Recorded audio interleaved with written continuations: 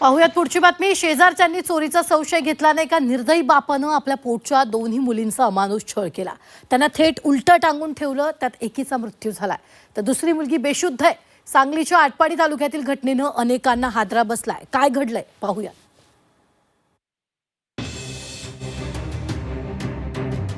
बापाच्या सैतानी कृत्यानं सांगली जिल्हा हादरला। बापानंच चिमुकल्या दोन मुलींना उलट टाकलं।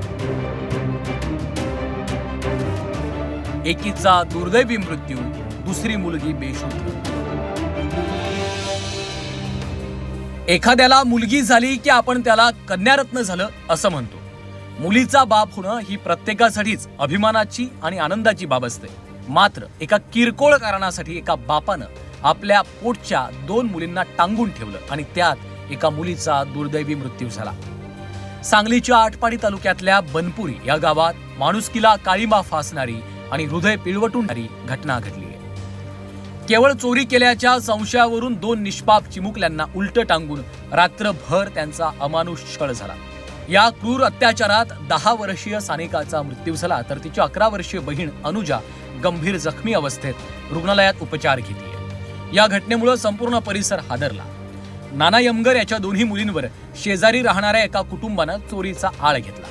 याचाच राग मनात धरून निष्ठुर नाना यमगरनं दोन चिमुकल्यांना अघोरी शिक्षा दिली। त्यानं दोन्ही मुलींना हातपाय बांधून घरातील पत्र्याच्या अँगलला उलट टांगलं। रात्रभर त्या चिमुकल्या वेदनेनं तडफडत पाणी पाणी अशी आर्त हाक देत होत्या। मात्र त्यांना मदत तर दूरच पाण्याचा थेंबही दिला नाही। असह्य वेदना सहन करताना सानिकानं रात्रीच प्राण सोडले। यापेक्षा धक्कादायक बाब म्हणजे मुलगी मृत आणि उलटी टांगलेल्या अवस्थेत असतानाही तिचे आई वडील खाली निवांत झोपले होते। गुरुवारी सकाळी आजोबांनी मुलींना खाली उतरवलं, मात्र तोपर्यंत उशीर झाला होता। सानिका मृतावस्थेत आढळली तर अनुजा बेशुद्ध अवस्थेत होती। तिला उपचारासाठी खासगी रुग्णालयात दाखल करण्यात आलं। या प्रकरणात नाना यमगरवर खुनाचा गुन्हा दाखल केला।